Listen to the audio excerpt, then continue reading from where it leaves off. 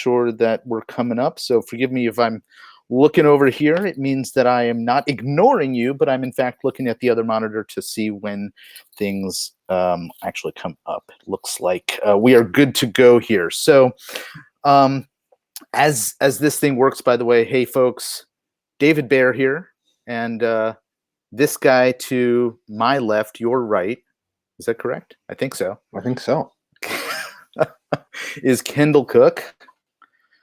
Together we are partners over at the Prepared Group, and welcome inside of this Facebook group, the Prepared Group for Growth-Focused Business Owners. Super excited to have you here. And as I said, I'm vamping a little bit because the way that these Facebook live stream broadcasts work is that there's a bit of delay before the thing that I'm saying now comes out of my mouth and gets heard by you over there. And so I want to give you an opportunity to be here with us. Throughout the course of our conversation today, if you have questions that you'd like to pop in the comments, please don't hesitate to do so. If it's relevant to what we're talking about, again, there'll be a delay, but if it's relevant to what we had been talking about at that moment, we'll try to include it. Otherwise, we'll get back to those things toward the end when we have our Q&A portion. This is the first of what we hope is going to be a long series of conversations among business owners. The two of us are not the only talking heads in this group. We're looking forward to inviting several of you into the conversation here as well, as we sort of plan out what this group is going to be most useful for your business, or how it's going to be most useful for your business, I should say. And so I think with that, let's dive in a little bit to our topic at hand today, which is how we all are going to survive in our businesses currently, as well as set ourselves up for success as we move forward past the current situation we all find ourselves in. As you can see, Ken and I are both broadcasting from our homes, and are I think finding it fun and challenging to have family around, as I imagine many of you are. It looks like we have a few of you on right now, and I'd love to know who's there. So please don't hesitate to say hello. And again, if you have any comments or questions along the way, pop them into the comments, and we will do our best to address them. So Ken, I wanted to talk about this topic not simply on the how do we get through this craziness that we're dealing with right now, but a little bit more context about how we really sort of step back and think about our business in a very different and systematic and strategic way. Yeah. And maybe that's, before we dive into the material, a good segue to kind of an introduction of what the Prepare Group, our business, is, and what our general philosophy is about approaching business. Do you want to take that? Yeah. So the Prepared Group, we fundamentally do strategic consulting. It's asking the hard questions to figure out how do we move forward, and how do we move forward most profitably, most efficiency, with most efficiency, and eliminate as much waste as humanly possible. Those are kind of the big things that we're really all about. Yeah. And the way we do that is through a lot of consulting, a little bit of tactical work, but mostly it's helping you think through the challenges you're facing, and working with you to come up with some out of the box solutions to those things. Great. Looks like we have a hello from Holly. So hello, Holly, over at Kern Park Flower Shop. Looking forward to having you part of our discussion today and into the future. So let's dive into a little bit of our material now. There are basically, as I see it, three different types of business owners out there when it comes to how you might be responding to the current situation that we find ourselves in, both economically as well as the fact that we're all separated and secluded from our normal sort of coexistence with each other, and are doing so much virtually these days. There's the first business owner that I see, and I see a lot of this. And there's nothing wrong with it. Is somebody who says, "Look, I'm just not going to do anything. I'm gonna shut my doors. I'm gonna stop my business. I'm not going to deal with making any decisions now, except the decision to step back and not do anything." And for some businesses, that's perfectly okay. As I said, it may or may not be ideal for your business. And so, there's some business owners who then say, I'm not changing a thing. I'm just going to do as I would normally do. And that may or may not be a good way to deal with things based on who you are, what your business is, who you serve, etc. The third type of business owner is the business owner that I imagine we have best represented here inside of our group here, and that's business owners who understand that when times get tough or when there are challenges that we're facing, that it's important to assess the situation and to pivot as necessary to meet the circumstances that you're in. And so that's what we're going to be talking about today. Now, I want to make something clear, and I'm probably going to say this a few times today. Ken knows that I like to lecture when we do our seminars. I like to wag my finger and say don't. But here's the point that I want to make is that if you are in group A or B, you're not going to probably like very much of what we're sharing here today. And you're probably going to go, "Oh, that's not going to work. It's impossible," right? You're going to shrug your shoulders and you're going to look for excuses. My hope is that you're not in either of those groups if you're going to be engaging with us, but rather you are approaching your business in general, whether it's in our crazy circumstances we're in right now or in normal times, with an open mind and thinking about how can I best position myself and my business for success. And so if I bring something up and you're sort of resistant to the idea, well, that's okay. What I'd like to recommend you do is, instead of say, which most of us are going to sort of, the trigger in our head is to say, well, that can't work. My business is different. This is not possible for me, right? Instead of that, step back and say, that's an interesting point. I'm not sure if that can work in my business, but let me see how I might be able to apply that or some variation of that. Because if you don't approach things that way, you're going to find you're challenged quite a bit in our current situation as well as in growing your business in general. So that's the end of lecture part one. You'll probably hear a lot more of that from me as we move forward. Ken, I want to talk a little bit about, and maybe you can take this, the three ways that businesses can add revenue, because I think a lot of business owners don't think fully about revenue beyond the thing that most of us are most inclined to do, and you and I are no exception, which is to look and see how we can get more new customers in the door, right? Yeah. And that's number one. Why don't you take that? Right. The default is I need to grow my business, therefore I need more customers. That is, it is the American way. It is what makes business business, is we go and we find new people who want things and we sell it to them. Mm-hmm.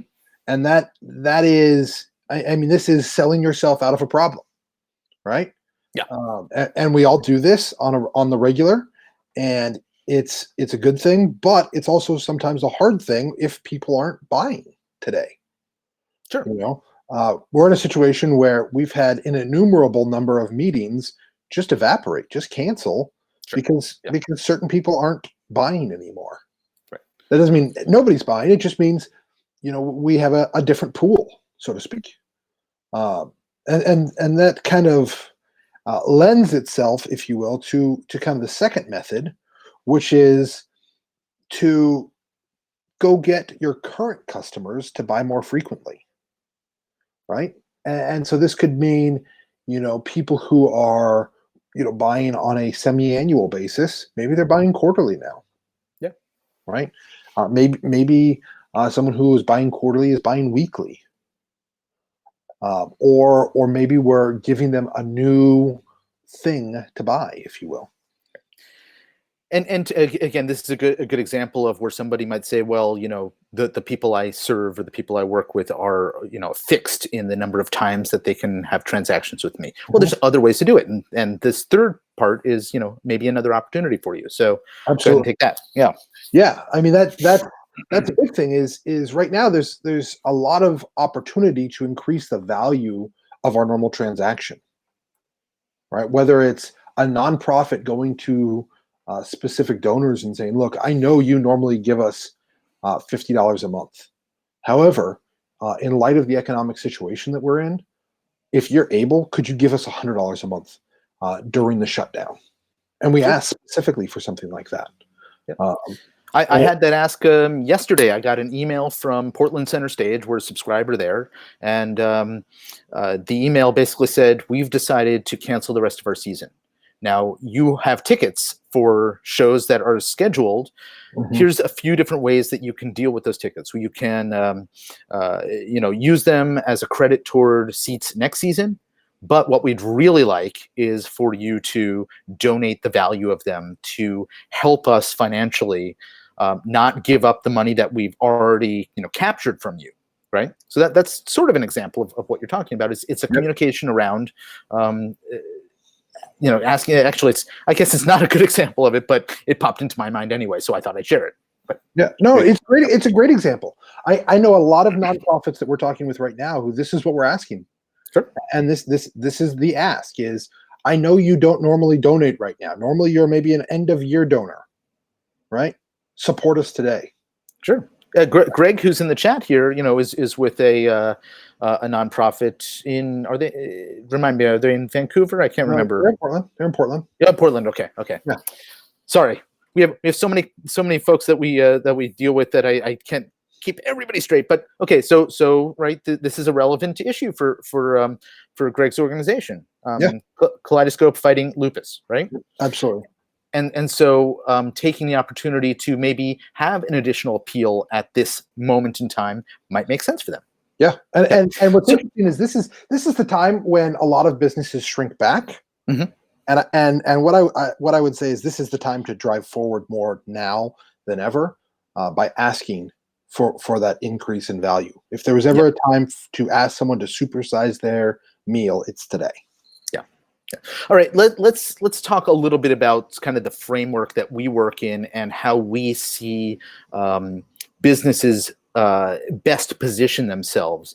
And it's a framework that that I was aware of in various pieces, but I really didn't know it quite as well until I met Ken, and he is a genius at explaining this and then helping implement it into businesses. So it's one of many models out there. You're reacting to the term genius? I'm just thinking, no pressure to explain this really, really well right now. Well played. Thank you. All right. Well, I'm gonna yield to Ken, who is the master. I've never seen anybody explain this better. In fact, he will not fail. All right. Yeah. So when we look at marketing in general as a strategic framework, what most people think about when they think about marketing is this. They think about, how do I attract more people to me? And then they also think about, how do I drive referrals from my current client? And those are great. And those are critical marketing steps. However, we believe that there's an 8-step framework that we should all consider, and that I think is going to have a lot of value for how you think about your business, especially today. Yeah. So we do agree. We want to start with the first step. How do we attract people into the door? How do we get them here? And this could be through any number of means. It could be from anything, like I was talking about someone yesterday, engineering is marketing, where you build an online tool. Or it could be something as simple as Facebook ads or Google ads or search engine optimization. There's any number of ways that you can attract people. However, once you attract someone, you must capture their information. This is where things start to go off the rails for a lot of small businesses, especially. I can't tell you the number of times I've seen or talked to somebody who hosted an event, who went to a networking event, etc., and they meet these people, but they don't collect any information or have anywhere to store that information. And there's so many business owners that I know, that you know, David, Yeah. who may even be in watching this right now, who have a stack of business cards this thick sitting on their desk collecting dust instead of Well, bringing the interesting thing that information. you raised this idea of going to networking events. I've been to several. I can't stand them, but I show up anyway. And I've often had an exchange with people who say, "Oh, it was so silly of me. I didn't bring my business cards. This is a total failure. I'm not going to be able to hand out lots of business cards." Yeah. And they're totally wrong, because in fact, you're not the one who's going to go and hand out all your business cards and leave the event and think, "Oh, I had such great success. I got rid of a pile of 50 cards." Yep. No, the power is in collecting the cards, Yes. capturing the contact information, so that you have the ability to do what Ken's about to share next. Which is to nurture these people. How do we build that relationship over time? Right. And there's both short and long-term nurture. So we kind of break this down and we say short-term nurture is the first 21 days. It's that initial period where someone is most likely to be responsive to you. That's when we want to be aggressive and hard-hitting and really work to accomplish specific ends. Once we get past that, we want to move into more of like a long-term nurture cycle, right? The farming as opposed to hunting, if you will. Or what we're doing is we're saying, look, let's provide real value. Let's build a deeper, more meaningful relationship so that when you're looking for something, you're going to talk to us, right? We had an example of that just today, Mhm. where a guy that we haven't talked to in person or on the phone in half a year, Months. Yeah. right? Out of the blue calls us. Now, I like his stuff on Instagram and some other things, but that's part of this long-term nurture where we're building a relationship. We're talking about things in common. And the aim of this is to let them see what you're really about, see what you value, so that they can ultimately convert into a customer. Yeah. Which is Now, kind of to be clear, different businesses will have different periods of time. So you said 21 days, but that's in a maybe a traditional selling. Yeah. What if you're a retailer? What if you get somebody who comes Right. into the store and looks around, and maybe you don't have what they're after right away? Yeah. Well, how can you capture their information so that you can nurture them for the sale that you're going to offer next week, or for what? So it's time frame may vary by business absolutely. model. Yeah, by business model, it certainly does. But I would say in general, it's not longer than that Mhm. 21 to 30-day time Yeah, frame in general. exactly.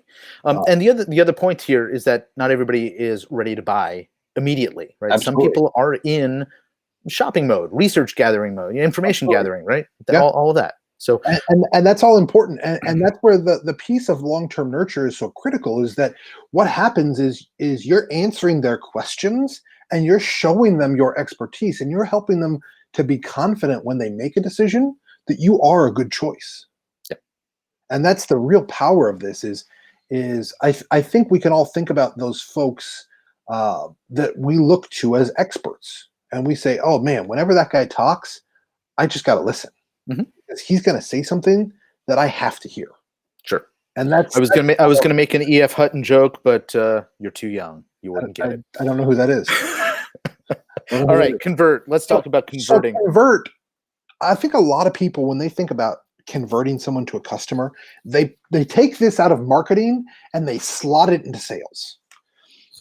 And I think that's a mistake for a lot of reasons. But in short, this is not simply a transactional situation, in that conversion, while money often changes hands here, conversion truly for many, many businesses is about contracts signed. It is about internal agreement before external agreement happens.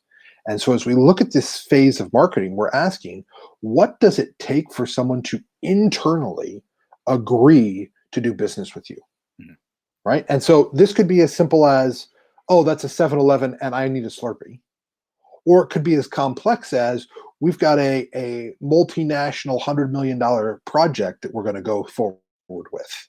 Yeah. Right. But And all of just to this be clear, nobody needs, but people do want Slurpees. oh, it's a Okay. matter of opinion. Somebody could need a Slurpee. And this kind of then leads into the next phase, which I think is often even more overlooked, which is how do we collect cash and make it easy for somebody to buy? I think in a lot Yeah. of businesses, what I see is it's hard to buy from them, right? David has told this story till he's been blue in the face, literally, about trying to get quotes from fencing contractors, right? And how Yeah. many of those guys have ever called you back? So we've actually requested bids from 3 different fence companies. My neighbor right next door and I, we want to have both of our properties. So it's like 2 for 1 sale, right? Right. For the fence company, right? Great, and I've requested 3 different companies to offer bids. They've never sent anybody over. They've never called back. Nothing, because I guess they're just too busy doing lots of work for other people. So I imagine the fence company are rolling dough right now. They don't need me. Right. And that's the whole thing here. How many people I'm guessing, by the way, that's not the case. No, but it's totally not the case. But how many people have made it so hard for you as a consumer to give them money because of poor process that they don't get paid because they've made it hard for you to buy? Yeah. And that's the crazy thing here is because there's no process, customers leave without spending money because you as the owner of the business have put up this wall that they can't get through. we have cash in hand, ready to hand it to them. Yeah. And they just say, "Oh, that's nice." I'd rather complain about the fact that we're not getting calls or whatever it is that they end up doing. Yeah. Now, I want you to talk a little bit about the power of this next thing before you reveal what it Yeah. is, because I think this is a critical piece to the puzzle for most businesses that's completely overlooked. So, a lot of people, when we talk about this next thing, don't realize its deep and an intertwined connection to referrals and upselling or secondary selling. When we look at why this piece is so critical, it is 100% all about how is it that I build enough value that somebody is willing to buy from me again, willing to buy more from me, and they're willing to tell others to come talk to me. And that thing is how do we create delight and wow in our customers? Now, what I'd love for each of you guys to do is to kind of join us in this. We all have businesses that have wowed us, that have given us an experience that we can say, even now, maybe decades later, these guys really took care of me. And so if you would, just in the comments or in the chat, throw in the name of the business that you can think of that has really treated you well, that you now have this positive feeling about every time you think of them because of how well they've treated you. Yeah. This is one of the things when we do our workshops, that we have to cut off the discussion because so many people have had these great experiences with businesses. I remember, just to give an example that I can remember, I went to a Mario Batali restaurant in New York City years ago, and I don't we had a great meal. Apparently I paid with an American Express because I know that they mine the data from American Express. They actually buy the contact information. They had my name for the reservation. Maybe they had my phone number to confirm the reservation. But this was before Open Table or any of the online services, and I got I got a handwritten thank you note in the mail 2 days later after we dined, thanking us for patronizing the restaurant and a specific comment about a dish that I had. I mean, that I would remember forever. Yeah. Because who does that? No one. Yeah, and we're seeing some good comments here. And that's where I look at this Yep. and I'm saying the power in this is you create an emotion that as a business owner I would pay almost any amount to buy from my customer Hmm. simply by creating a process to do it. Yeah. And I won't go into a ton of specific examples of this. You can other you than can talk say, about this one. I see this one from a random Facebook from a user random Facebook user. who So maybe about a year and a half ago now, uh, my wife's beloved pet dog died, and she regularly bought this hair care product called "Which I Love Your Hair" because she has curly hair and they have to do all this stuff to it, uh, or she does anyway. And so the lady who owns this company, it's just her and her husband, and she sent Courtney a box of hair stuff, and in it on top was a handwritten note talking about how sad it was to lose a pet and a charm bracelet with like a little doggy charm on it. And I can remember my wife crying as she opens this box of hair stuff because she was just so moved that someone would take the time to really think about who she is and to care about her as a person in a way that you just would not expect. And I'll tell you what, I can't remember a time that we've run out of this product. And I know that there's never been a discussion about buying something that does the same thing that isn't this stuff, simply because of the impact it's had on her personally. and so that not only does it get a committed buyer, but it also gives you as a business a an opportunity and a right to offer more of what you have to those people who really come away from the experience that they've had with you with such a good feeling. Yeah. Well, and that's the whole thing here is people, it's been said for a long time. People buy from those that they know, like, and trust. Right? If you just gave me an experience that I can walk away saying, this person actually cares about me.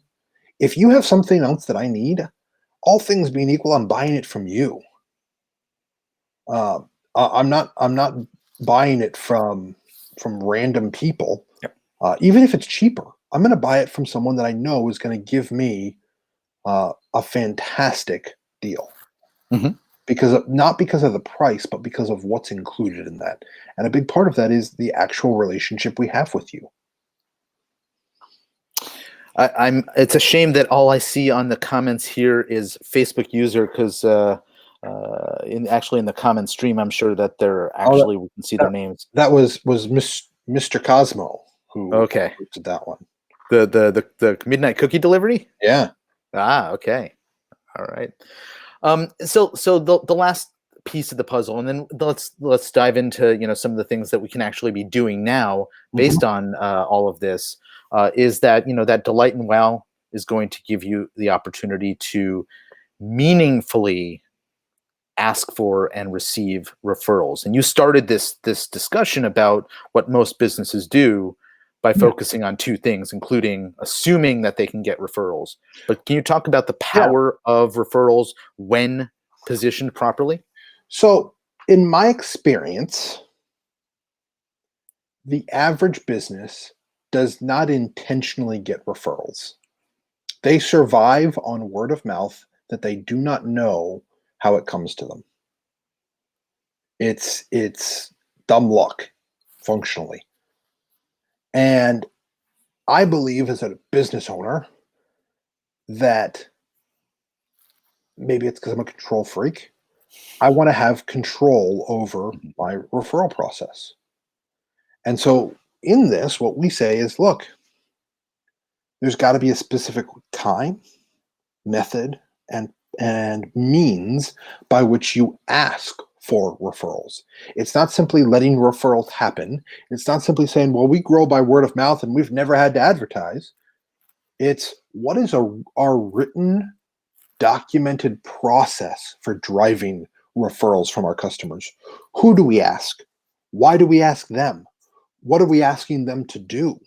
These are all critical pieces that, by and large, businesses do not have a system in place to deal with. And while we're not pitching any kind of system today that deals with this, what I would strongly encourage you to do is to sit down with your team and say, who should we ask? When should we ask? And how should we ask?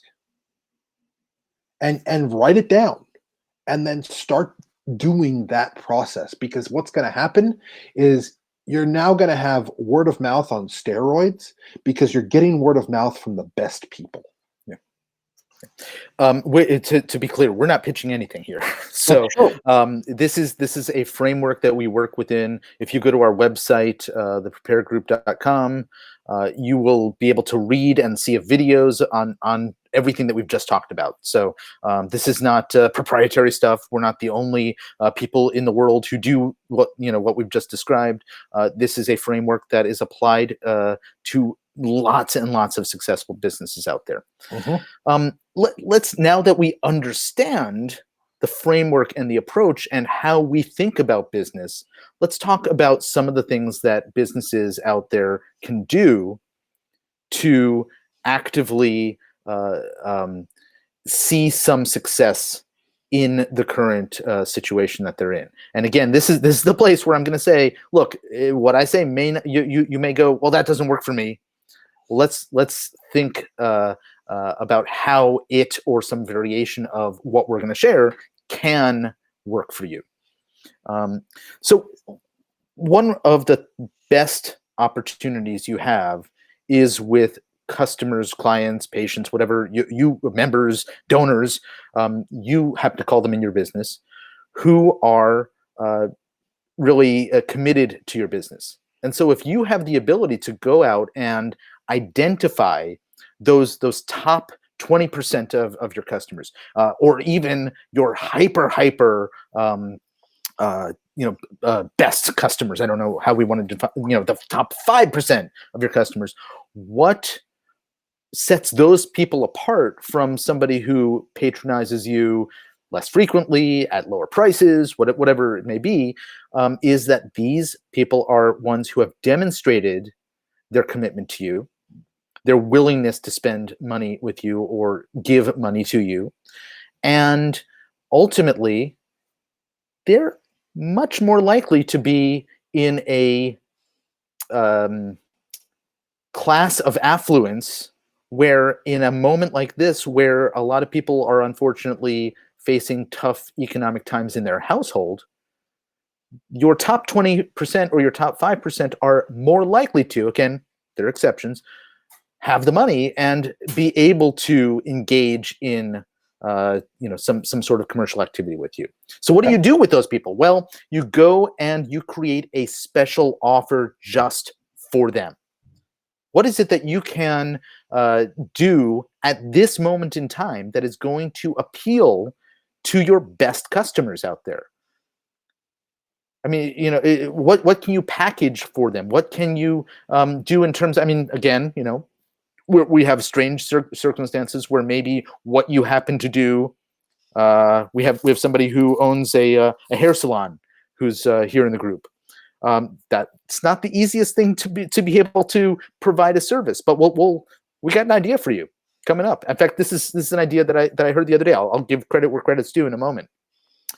But who can you go to and say, hey, I know you're stuck in your house right now.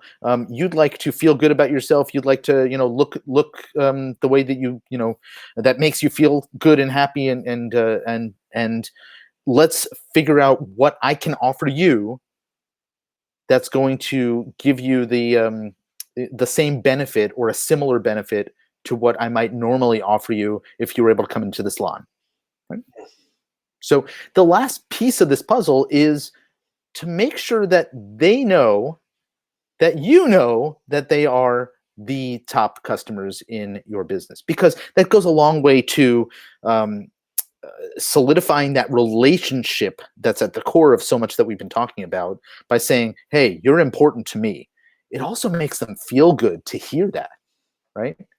So there's a psychological benefit that you both get from you articulating, look, you're really important to me right now. I want to do something for you, and I think you're at the same time going to be able to help me and my business in this time of need. Yeah. Right. So that's this piece of it. There's a few other ideas that we had about ways that you can sort of position your business in this moment in time. And this is a critical piece that you need to be thinking about, is that your customers are out there. If they're going to be patronizing anybody, they still have the same needs, right? So how do you fulfill those needs in some way? And I might even go so far as to say they have more needs. Yeah. I mean, I don't know about you, but being at home now for almost a month, I've got more needs than I had a month ago. Yeah. And I believe that businesses that are smart will figure out ways to capitalize upon that. And one clear example of that would be a company like Zoom. Mm-hmm.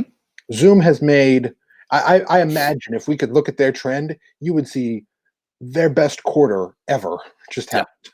Yeah. Ever. Well, the stock price is increasing, and also, by the way, stock tip. There's another company. There's another company that is on. I think it's the New York Stock Exchange. I'm not sure. You have to look it up. Maybe it's Nasdaq. With the ticker symbol ZOOM. This is not Zoom. Zoom's ticker symbol is ZM. Anyway, that other company, which is like a mostly defunct software company or technology company, I don't remember. Their stock has been going up too, a lot. Because people are buying it? Yeah. Oh, that's priceless. Yeah. All right. So this is Zoom is one good example, but you shared with me an example earlier that I think might be a good one to share here. I have a good friend. His name is Chris Durg. I've known Chris for a lot of years. He lives here in Portland. He's been featured on the Food Network for his apple pie fries, and he recently, about a year or so ago, opened a donut shop in McMinnville called Mac Daddy Donuts.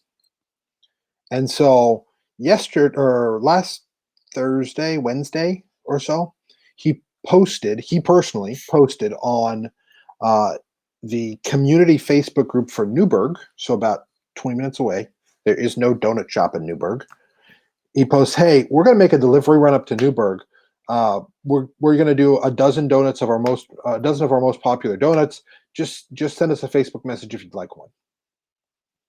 It took them 2 days to deliver to everybody, and they sold over 100 dozen donuts out of a shop that I imagine does not do 100 dozen donuts on a regular Thursday and Friday, if you will. And they did this simply by minorly changing their business model and saying, "Look, we're going to come to you." And I know that that's not a radical shift, that's not a mind-boggling shift, but just that little tweak, I believe, is driving massive revenue for this otherwise small organization, simply because they found a way to make money. And now I've seen that they're saying, "Hey, we're going to make this an every week thing." Yeah.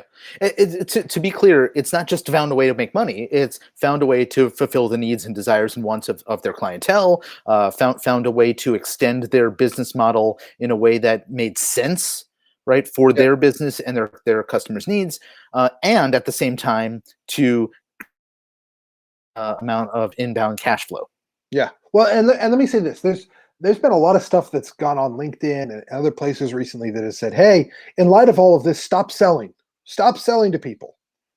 And I want to kind of go and have an unpopular opinion, which is, don't stop selling. If what you have is truly valuable and you believe and know that what you're doing is actually dealing with the needs of your customers and you're genuinely helping them, you have a moral obligation to keep selling. You are duty bound to sell and help satisfy their needs, right? One other quick just note on this change of business model. I believe it was GM who said it'll take us 1 week to retool our entire factory to make The ventilators. Now, I think a lot of people were like, "Oh, what a really nice gesture. They must really care about Americans."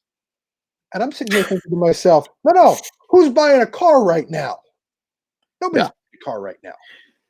Now, there is an obscure 1950s era law that actually what happened was mandated by the government. We won't get into those details, but Minor yes, details. yes, But yeah, it's that kind of a thing that says, look, there is opportunity here for you to retool, to change minorly, to make astronomical amounts of money by serving people who otherwise would have never given you a second thought. and we're not saying exploit. We're saying No. service, Yes. right? Here's an additional example. If you know me at all, you know that I have a passion for and interest in affiliate marketing, selling products that I have experience with, that I like, that I endorse, and recommending them, and then get paid for the recommendation, for the referral.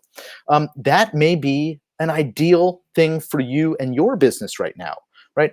What are your clients, your customers in need of that you maybe can't provide directly to them, but because you are tangentially, involved in somebody else's business, maybe you have a good referral partner. What opportunity can you um, uh, use to introduce your clientele to a solution they might need right now, provided by somebody else, and in the meantime benefit financially from that recommendation, that referral. We have a member here in the group, one of our clients, that runs a wellness business out in Happy Valley. They have a center where people come in to deal with increasing their bone density and other things that will address a whole range of health and wellness issues. In addition to that, they offer a vitamin supplement program that is related to, tangentially, supporting the main goal of their business. But they do this not through their same business. They are affiliate or referral or resellers of somebody else's product, right? So even though their center is closed right now to the general public coming in, they still have the ability to maintain a relationship. They've created virtual content for their members. They have reminded their prospects and members about the importance of good health at this time, and they have sent out links to the vitamin supplements through their referral link, so that if somebody recognizes the value of utilizing this solution for their needs at this moment, the folks at OsteoStrong in Happy Valley who made that recommendation are going to benefit financially from that referral. Mm-hmm. Totally appropriate and very, very smart to establish yourself in a position like that. Absolutely. Now, I have been in this framework. What are we in? Facebook. That's what we call it, right? For a few weeks now, and seen not just a handful of people, but a lot of people complaining about the fact that they don't have business coming to them. And I want to get back to something that Ken talked about a little bit earlier as we were going through the life cycle marketing structure, which is the importance of follow-up, right? Remember those guys who I've asked to come and give me a bid on my fence, and none of them did? Likelihood is that they are all sitting around at home, or maybe they're all going into their fence warehouse or whatever they call it, right? And complaining that they don't have any business right now. But it's their fault for not following up with somebody who needed their service when I needed it. And so this is something that I think some of us here are very big into, taking personal responsibility. Well, that's an important thing for business owners to think about right now, is how can I take action to positively affect a beneficial outcome for me and my business. Absolutely. You want to share anything else on this? Yeah. Well, I'll just say this is there are there's a strong likelihood that there are a good number of people that you could reach out to even today to check in on and just ask, how's it going? I think just personally, I think we've seen a fair amount of business come our way simply from calling people and genuinely asking, hey, how's it going? Is there anything I can do to help you? What do you need right now? Yeah. That has been a huge blessing for us, um, while we're able to be a blessing to others who actually do need things, you know. And so I think it's take the time, pull out your list of past customers, and go through and do the work of saying, who can I help? Let me call each one of these people and ask. Yeah, thank you, Paul Finley, for the like there. Much appreciated. This is, I think, you're seeing an overriding theme throughout all of this, and we're going to talk about this a little bit more in a moment. Relationship, communication, critical for the success and survival of a business. So those are just a handful of ideas, and look, this is not the end of this discussion. We'll be having more on this subject of what we can be doing right now. But let's also talk about what are the fundamentals that you can have in place that maybe in this moment in time where perhaps it's a little bit quiet in your business, what are the things that you can be setting up to get you in a position to actually thrive in the future? And so here are just a handful of random things that we've collected over time that we think can be incredibly valuable beyond the lifecycle marketing framework that we shared with you. One of the things is finding, and this is a structural, perhaps change in your business. Perhaps it's already how your business runs. Creating some sort of continuity or membership. We see this everywhere in our lives right now, right? What businesses are not suffering or struggling through this moment in time? Well, I told you about our friends over at OsteoStrong. They have a membership basis, and while some people, pause their memberships because they can't physically go in, they changed course in their business to offer their members an alternative during this period. But what about Netflix? What about your Amazon Prime, subscription? What about any of the software subscriptions that you may have in your business? And the list goes on and on in terms of things that are continuity programs. I can imagine that Omaha Steaks probably hasn't lost any customers right now.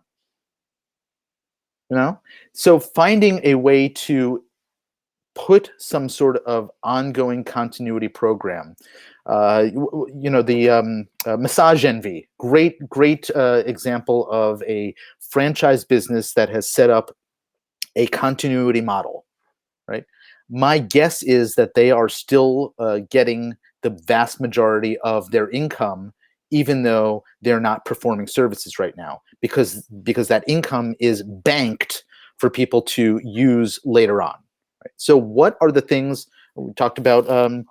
Becca, who's here, who has a hair salon, right? She could emulate a model like that. Pay me on an ongoing basis, and you get X number of credits throughout the year to have some sort of service from us or from me or and that could be something that everybody who has a chair in her salon has the ability to extend to their clientele as well. Now, there's an extension of this membership or continuity program that I find incredibly valuable.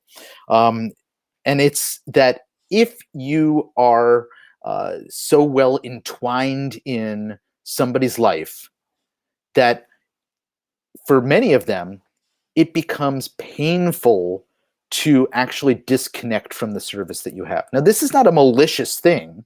This is just the reality of how these types of membership and continuity programs work.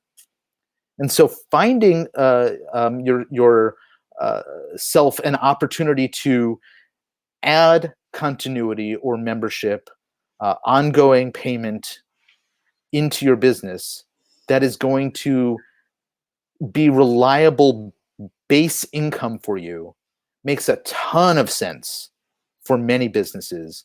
but this added component of, and if it's difficult for them to rationalize stopping because it's too complicated, or they're going to want to start it up again, right after this blip in time, passes by. Well, that's another benefit to that approach to a business model. So think creatively. What can you offer? Maybe it's not the core offer in your business, but maybe there is an offer that you can add to your business that has some sort of continuity. All right. We also talked about relationship and creating some form of connection. Now, Ken and I have a business where we do a lot of consulting. We do a lot of service work for other people. And, we send out emails, and we have automated email sequences that go out to nurture relationships and all of those things. But we don't have any regular connection.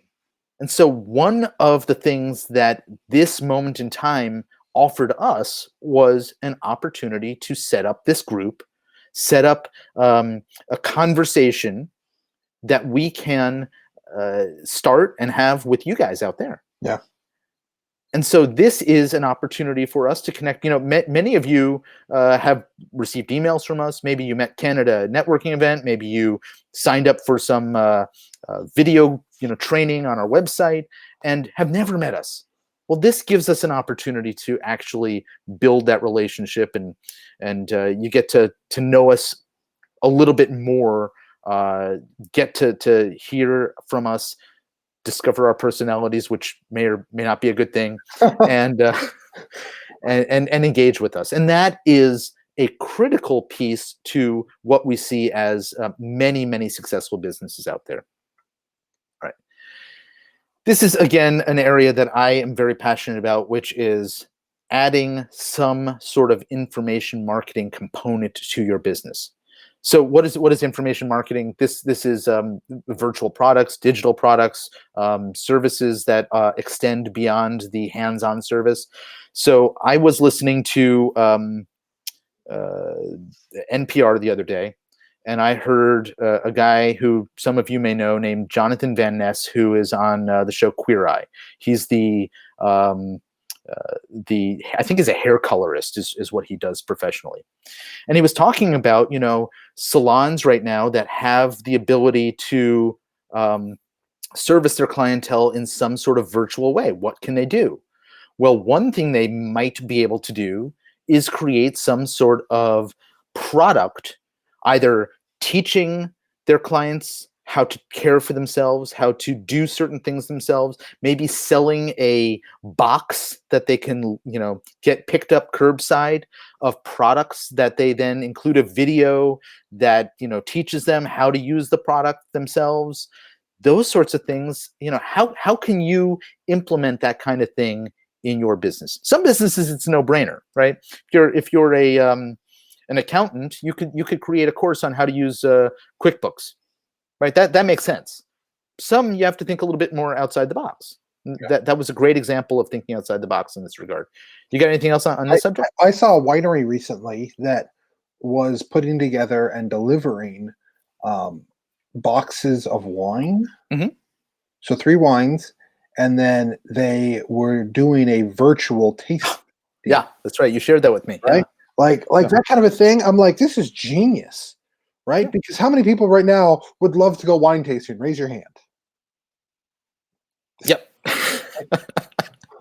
De-stress, totally. Relax. Yep. Right? But you can't do it. And so having that kind of at-home experience where you're sitting with the winemaker, chatting, right? Tasting wine, etc. They're looking at this and saying, man, we should be selling a crap load of wine right now, and we're not. Sure. How can we do this?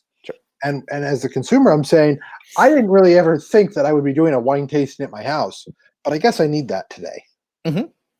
Brilliant idea. So, again, thinking outside the box, finding a way to connect with people, despite the circumstances we find ourselves in. Mm-hmm.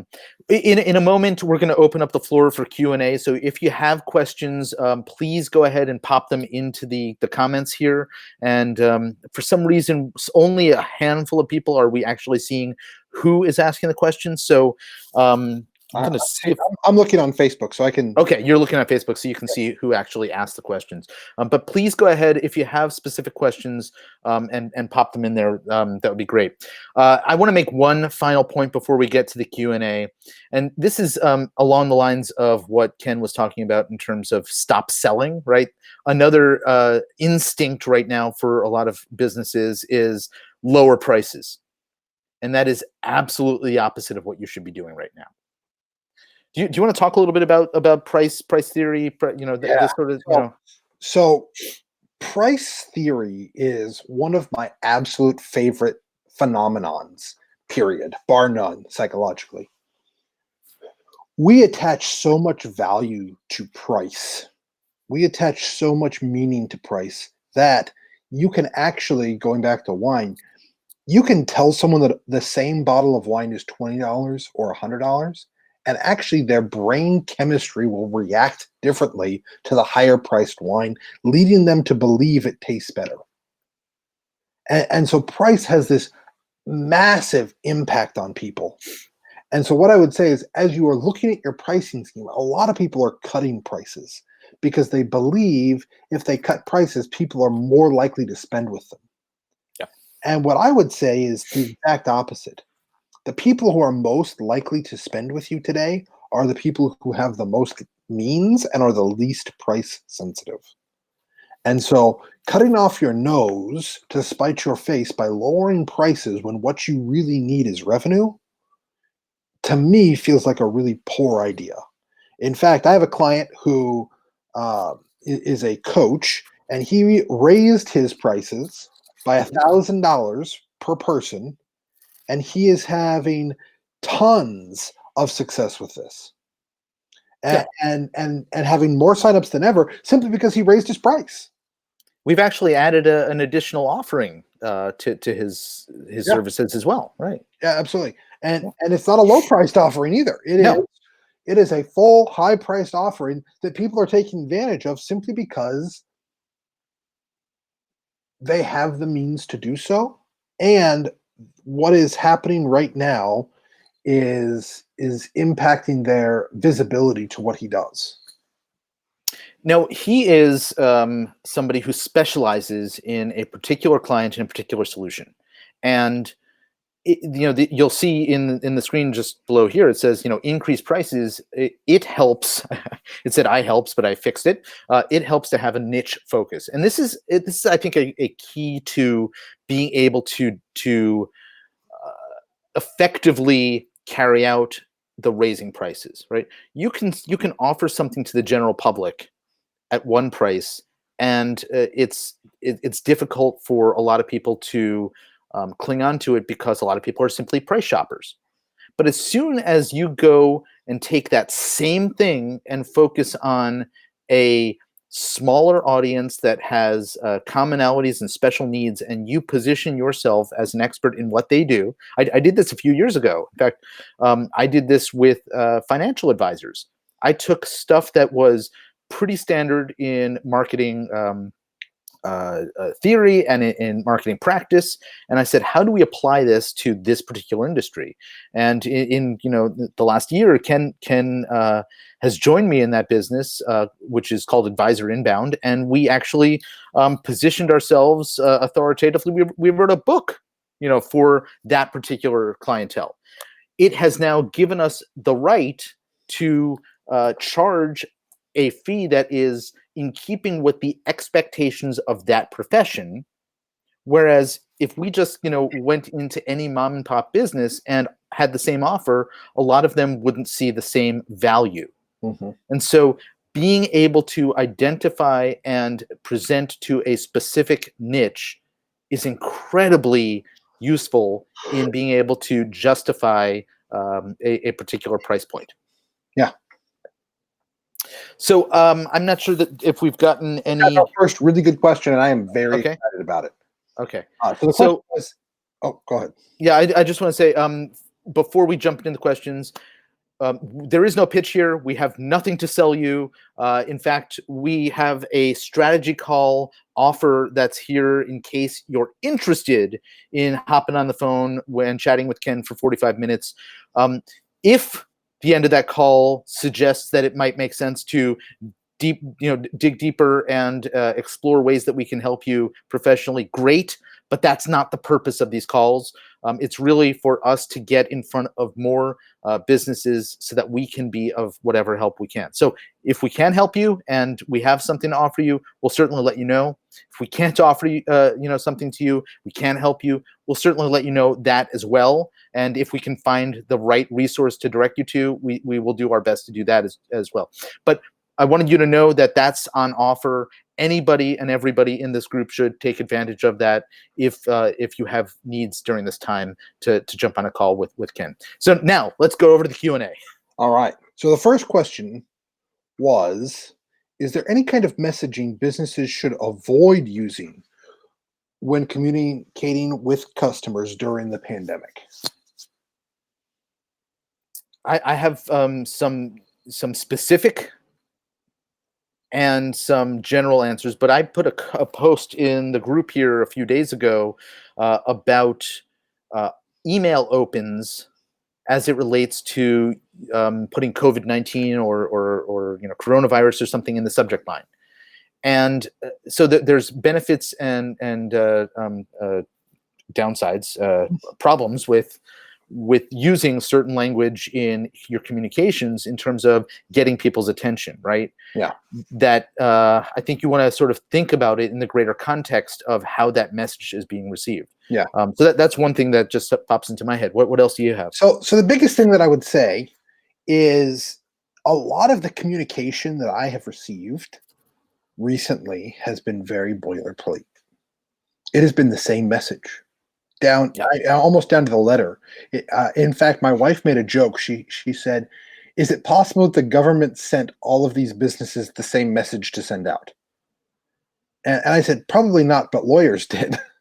And and I feel like even brands and organizations that are deeply personal have abandoned that voice and their normal means of communication. Mm-hmm. And have begun communicating in a radically different way. And so what I would say is the kind of messaging that you send out about this ought to remain within your company's culture and voice. If you are a fun lifestyle brand, sending out a legalese statement about COVID-19 doesn't make any sense, right? And so I think that is, for me, been one of the biggest things where you see brands that had and organizations and people that had a great opportunity to drive deeper connection have squandered that because their messaging and their statements have been radically legalized, if you will, as opposed to being personalized. I will add one additional thing, which is something that, as we work on email campaigns and email content with our clients, is something they hear from me over and over again, which is think about the conversation that's going on inside of your clients or prospects' head. What matters to them? Mm-hmm. And so the language that you use, the topics that you cover, it's all about them. It's not about you. And so we did a couple of emails about this situation for some of our clients. And I made a point of not following that legalese, template that we've been seeing in all of our inboxes, but instead writing something that was personable, talked about the relationship between the prospect or client and the business, and the things that are important, to them. How are things going? You're stuck in your house these days. Are there ways that we can help you? Right? Yeah. Here's what we're doing to make our business dealing safer for our employees and for you. What else would you like, to hear from us? Or how can we help engage or support or whatever it might be? That tone was very, very different, but it also focused not on the business first. It wasn't like, dear patron, here is a list of things that we are doing to keep our employees safe, right? And everything else that we're seeing. Yep. That's something that I think is critical at any point in time when you're communicating. Yeah. Is it's about them, it's not about you. Yeah, and I think that's the big piece here is moving to be more driven by them than by you. And so I think it's considering those things is probably the biggest thing. So listen, I don't see. Do we have more questions here? I think we're good for right now. We have a comment. Great question. So thank you for that great question. That was my comment. Thank you for the great comment. So I think we're going to wrap things up here. Now, as I said, this is the first of what we hope to be many engagements with each other. We have some other folks in the group who we're working with to share their presentations and conversation as well. But we have one very important ask. If you are a business owner and know other folks in the business community who you think can benefit from what we are doing here in this group, sharing valuable insights into how to survive now, thrive well into the future, and when we're past all this mess, continue to collaborate and cooperate, then I want to ask, please invite them to come join us. This is our one and only focus of this group, is to help business owners position themselves for success. And so I want to make sure that we are getting the best minds in here, the ones who are forward thinking and who are going to both benefit as well as contribute. So if there's somebody out there who you think can, please come and invite them, or I think you can just go over to the side and enter, invite into the little bar on the side of the group and send them an invitation. We greatly, greatly appreciate it because we want to have strong, thriving community in here that's going to lift each and every member up as much as possible. Ken, you got anything else before we sign off? That's it. I'm really appreciative of everybody who's come today and everybody who's watching this. Thank you for sticking with us. We hope that there was real value provided to you today. And again, if you're looking to have some more specific questions answered, feel free to schedule some time with me. I'd be more than happy to do whatever I can to serve you. No sales pitch, no pressure. Please take advantage of it. We are here to serve. All right. We will look forward to seeing you again here real soon. I think we're going to try to do this every Tuesday at 2, may or may not fit in your schedule. And then if we can get some of our other presenters on here as well, we'll be sure to announce those in the group well in advance. All right. Thank you guys so much. And we look forward to seeing you and continuing the conversation in the group. Take care.